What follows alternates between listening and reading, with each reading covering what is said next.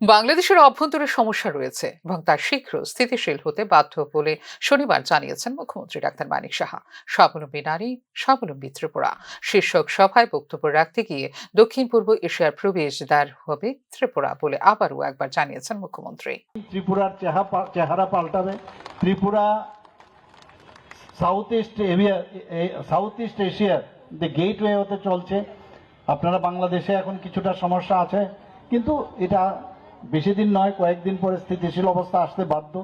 তখন দেখবেন আরও আমাদের যে ট্রেন লাইন যুক্ত হয়ে গেছে এখন আমাদের আখাউড়া রেলওয়ে স্টেশনে, সেখান থেকে খুব অল্প সময়ে আপনি কলকাতায় যেতে পারবেন।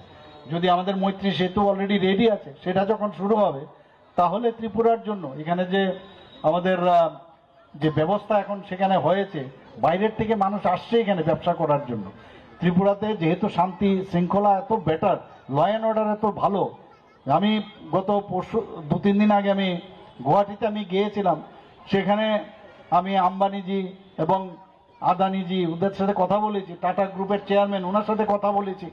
ওনারা বলেছেন এখানে লোক পাঠাবে, এবং আমি এটাও বলেছি আমাদের এখানে 21 স্পিসিস যে আমাদের এখানে বাস আছে, সেটাকে ইউজ করে ইথানল কারখানাও আপনারা করতে পারেন।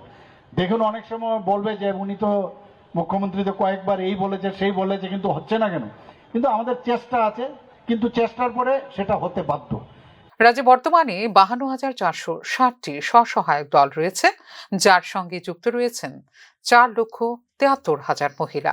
রাজ্যে বর্তমানে লাখপতি দিদির সংখ্যা 91,871 জন। স্বসহায়ক দলগুলিকে এখনো পর্যন্ত 741 কোটি টাকার ফান্ড দেওয়া হয়েছে বলে এদিন জানিয়েছেন মুখ্যমন্ত্রী ডাক্তার মানিক সাহা। আমরা আজকে ত্রিপুরা গ্রামীণ আজীবিকা মিশন TRLM এর মাধ্যমে বর্তমানে প্রায় 52,460টি স্বসহায়ক দল রয়েছে, এবং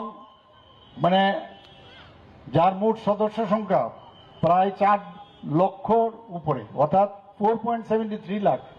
ভাবা যায় না এত মহিলা এখন আমাদের TRLM এর মাধ্যমে এই SHG গ্রুপের সাথে যুক্ত হয়েছে। শুধু তাই নয়, আমাদের 91,871 জন অলরেডি লাখপতি দিদি হয়েছে ত্রিপুরাতে।